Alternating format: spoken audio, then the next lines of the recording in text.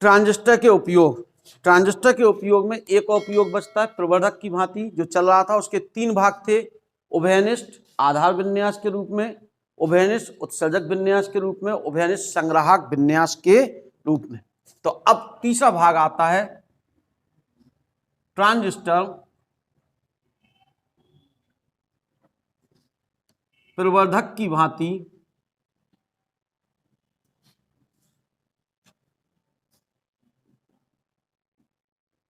उभयनिष्ठ संग्राहक विन्यास के रूप में। उभयनिष्ठ संग्राहक विन्यास के रूप में हमें ट्रांजिस्टर को क्या करना है, प्रयोग करना है। पीछे वाले भाग में जब हमने इसे जाना था, आधार उभयनिष्ठ किया था तो आधार को भूसंपर्कित किया था, उत्सर्जक को उभयनिष्ठ किया था तो उत्सर्जक को जोड़ा था, और अगर हम संग्राहक को उभयनिष्ठ करते हैं तो संग्राहक को पृथ्वी से जोड़ देंगे। तो पहले कौन से ट्रांजिस्टर के लिए होगा, पीएनपी ट्रांजिस्टर। दूसरा कौन सा होगा, एनपीएन ट्रांजिस्टर। क्या लिखेंगे, पीएनपी ट्रांजिस्टर प्रवर्धक की भांति उभयनिष्ठ संग्राहक विन्यास के रूप में। पीएनपी ट्रांजिस्टर, कौन सा, पीएनपी ट्रांजिस्टर लेना है हमें, और किसके रूप में चाहिए, उभयनिष्ठ संग्राहक। तो इसमें सबसे पहले पीएनपी ट्रांजिस्टर बनाए हम।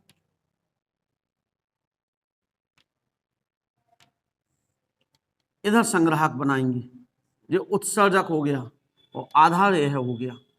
तीर लगाते हैं, पी पी एन पी, इस पे तीर लगेगा। उत्सर्जक से आधार की ओर वाले पे तीर लगाते हैं पहचान के लिए। इसको सबसे पहले संग्राहक को क्या कर दिया हमने, भूसंपर्कित। ठीक है, इस तरफ वाले भाग को हमें कौन से अभिनत पे लाना, अग्र अभिनत पर, और इस तरफ वाले भाग को उत्क्रम अभिनत पर। चलिए, इसके लिए हमने यहां पे एक छोटा लोड लगाया, R1 या इनपुट RI। बैटरी जोड़ें, N है जी तो माइनस से जोड़ दो, दूसरा अपने आप प्लस से जोड़। यह बैटरी कम लगाते हैं, इसका नाम होगा BBC। समझ गए होगे कैसे नाम लिखा, B और C के बीच का है। अब इधर आओ, इसके सिरों पर बड़ा लोड लगाओ, R2 या RO आउट। बैटरी लगाएं, P है, पॉजिटिव को निगेटिव से जोड़ दो, बैटरी BEC होगा। क्या लिखेंगे, पीएनपी ट्रांजिस्टर को उभयनिष्ठ संग्राहक विन्यास के रूप में जोड़ने के लिए संग्राहक को भूसंपर्कित कर देते हैं और आधार संग्राहक संधि को छोटे लोड प्रतिरोध R1 की सहायता से बैटरी BCB द्वारा अग्रभिनत पर, जबकि उत्सर्जक संग्राहक संधि को बड़े लोड प्रतिरोध R2 की सहायता से बैटरी BEC द्वारा उत्क्रम अभिनत पर जोड़ दिया। इसे अग्र पर और इसे उत्क्रम। जब R1 के सिरों पर छोटे आयाम के विभव को आरोपित किया जाता है तो R2 के सिरों पर समान कला में बड़े आयाम का विभव क्या हो जाता है, प्राप्त हो जाता है। कैसी कला में, समान कला। ये तो बात हो गई किसकी, पीएनपी ट्रांजिस्टर। अब जरा हम एनपीएन की बना ले पहले, फिर हम लाभ निकालते इसके। एनपीएन ट्रांजिस्टर लें हम, एनपीएन ट्रांजिस्टर।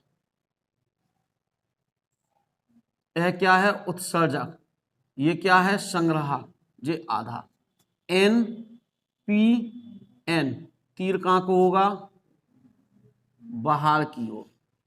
तीर कहां को होगा, उत्सर्जक पे एक लगता है तीर, ध्यान रखना, तो ये तीर बाहर। इसे हमें क्या करना है, भूसंपर्कित कर देना है। इस तरफ वाले भाग को अग्र अभिनत पर रखना है, इस तरफ वाले भाग को उत्क्रम अभिनत पर रखना है।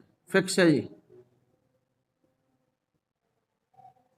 अब इसे अगर अभिनत पर रखना है तो इस पे छोटा प्रतिरोध लगाओ, R1 या Ri।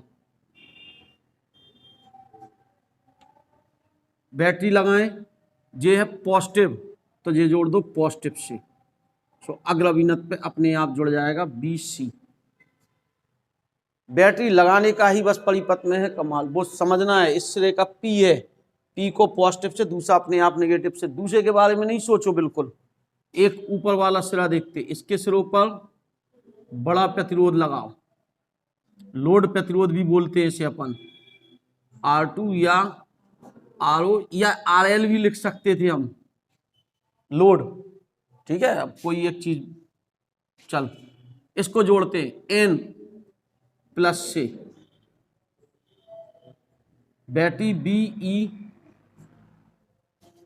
क्या लिखोगे, NPN ट्रांजिस्टर ओवेनिस संग्राहक विन्यास के रूप में प्रवर्धक की भांति प्रयोग करने के लिए निम्न विद्युत परिपथ तैयार करते हैं। इसमें संग्राहक को भू संपर्कित कर दिया जाता है। संग्राहक को क्या कर दिया हमने, भू संपर्कित कर दिए। आधार संग्राहक संधि को छोटे लोड प्रतिरोध द्वारा बैटरी BC द्वारा अग्रभिनत पर, जबकि उत्सर्जक संग्राहक संधि को बड़े प्रतिरोध R2 की सहायता से बैटरी BEC द्वारा उत्क्रम अभिनत पर जोड़ दिया जाता है।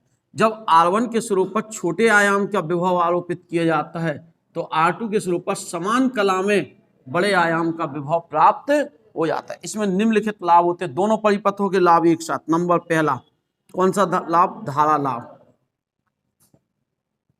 धारा लाभ इसका गामा से रिप्रेजेंट किया जाता है।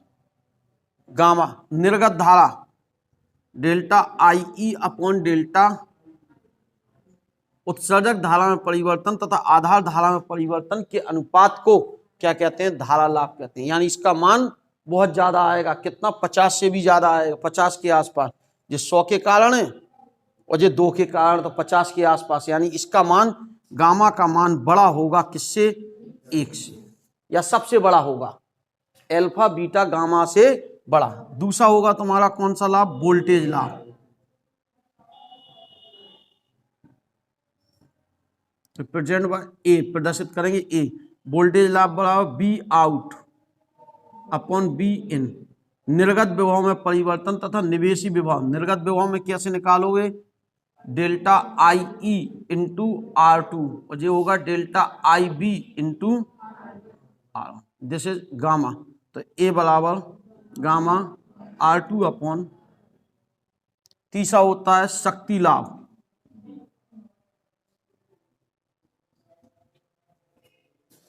P से प्रदर्शित करेंगे, P बराबर धारा लाभ गुणे वोल्टेज लाभ।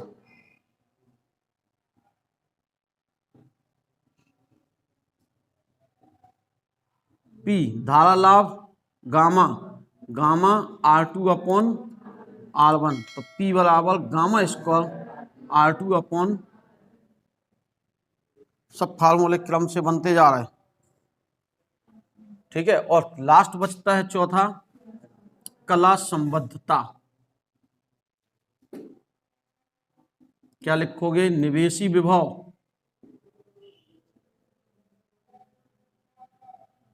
तथा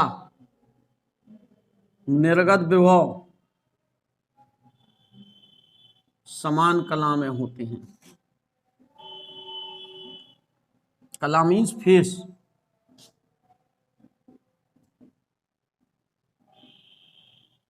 ये तुम्हारा कौन सा, ओवेनिस्ट संग्राहक विन्यास के रूप में है, लेकिन ज्यादातर बोर्डों में यह नहीं है सिलेबस में, इसलिए, लेकिन आगे की कक्षाओं में ये आपको मिलेगा, तब इसे जरूर जाने।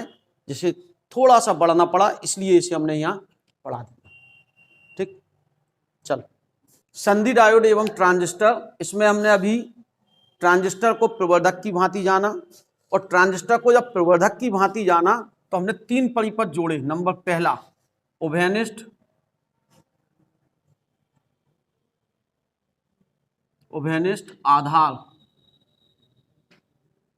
विन्यास में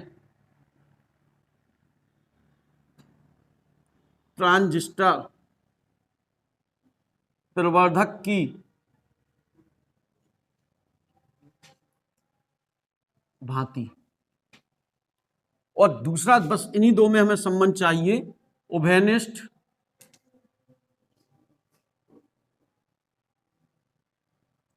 गलत हो गया, चलो, उभयनिष्ठ उत्सर्जक विन्यास में ट्रांजिस्टर प्रवर्धक की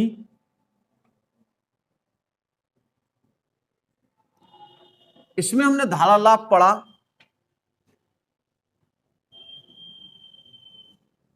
एल्फा बराबर delta IC upon delta IE। इसमें हमने धारा लाभ पढ़ा बीटा बराबर delta IC upon delta IB।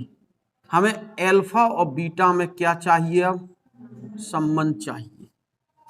इन दोनों में क्या संबंध है इसको समझें। चूंकि हम जानते हैं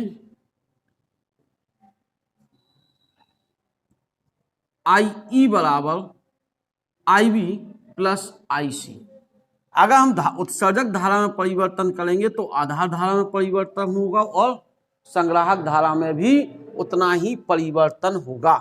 यानी उत्सर्जक धारा में परिवर्तन, आधार धारा में परिवर्तन तथा संग्राहक धारा में परिवर्तन के योग के ट्रांजिस्टर की क्रिया विधि में जाना IE बराबर IB प्लस IC। चूंकि एल्फा बराबर क्या है, delta IC upon IE। Alpha बराबर डेल्टा IC, IE का मान रख दें delta IB plus delta IC। इसको इसके नीचे लाएं, या किसको, बीटा लाना है ना, ठीक, चलो इसको इसके नीचे लाते हैं। एल्फा बराबर 1 upon delta IB upon delta IC plus delta IC upon delta IC। क्या किया, नीचे लाने के बाद अलग अलग कर लिया, IB के नीचे IC आ गया, जो ये कट के 1 हो गया। क्या होगा, एल्फा बराबर 1 अपॉन, इसे लिख सकते 1 upon delta IC upon delta IB। इसको हम इसके भी नीचे ले आए, प्लस ये क्या हो गया, बीटा हो गया। तो एल्फा बराबर 1 अपॉन बीटा प्लस 1। एल्फा बराबर बीटा एलसीएम ले लें तो बीटा ऊपर चला जाएगा, 1 प्लस, ये इन दोनों में संबंध हो जाएगा। या इसका इसमें गुणा कर दें, एल्फा प्लस एल्फा बीटा बराबर, इसको उठा के उस तरफ ले जाएं, एल्फा बराबर beta minus alpha beta, common ले लें बीटा, तो बीटा बराबर एल्फा अपॉन 1 माइनस, ये दोनों में क्या हो जाएगा, संबंध हो जाएगा। सिंपल सी बात। यहां पर जो हमने मान रखा समीकरण 2 से, समीकरण 2 से, पहले इसको हम फिर से एक बार समझ लें। क्या कहा, उभयनिष्ठ आधार विन्यास के रूप में एल्फा का मान यह होता, समीकरण 1। उभयनिष्ठ उत्सर्जक विन्यास के रूप में धारा लाभ होता है ये। इन दोनों में हमें क्या चाहिए था, संबंध। सबसे पहले हमने कहा, हम जानते हैं IE बराबर IB प्लस IC। अगर उत्सर्जक धारा में परिवर्तन है तो आधार धारा में परिवर्तन और संग्राहक धारा में परिवर्तन के योग के बराबर होगा। ये मान समीकरण 1 में रख दो, समीकरण 1 से रख दो, इसमें रख दिया। इसको इसके नीचे ले आए, अलग अलग कर दिया, इसे भी इसके नीचे लाए, तो ये हो गया बीटा बीटा, बस संबंध स्थापित हो गया। यही बहुत ज्यादा बार प्रयोग सवाल करते समय ध्यान रखेंगे। पर जो सवाल है उसमें उभयनिष्ठ आधार विन्यास दिया, उभयनिष्ठ उत्सर्जक विन्यास दिया, उभयनिष्ठ संग्राहक विन्यास दिया। ऐसे ही हम संग्राहक के लिए भी निकाल सकते हैं, एल्फा लिखें, गामा लिखें, इसका मान रखें, तो एल्फा और गामा में संबंध आ जाए। फिलहाल हमें संग्राहक की जरूरत नहीं है सवालों में, हमारे पास उत्सर्जक वाले सवाल हैं सब उभयनिष्ठ उत्सर्जक विन्यास के रूप में, इसलिए इतने से ही हमारा काम चल जाएगा। शेष अगली कक्षाओं में जानेंगे। Thank you.